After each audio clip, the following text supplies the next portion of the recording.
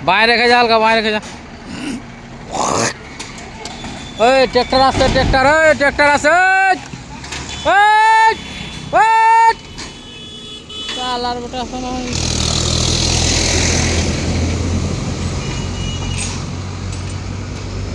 tractor वहाँ mall speed की tractor हंडा से आया के कोई रुकते तो रुक ना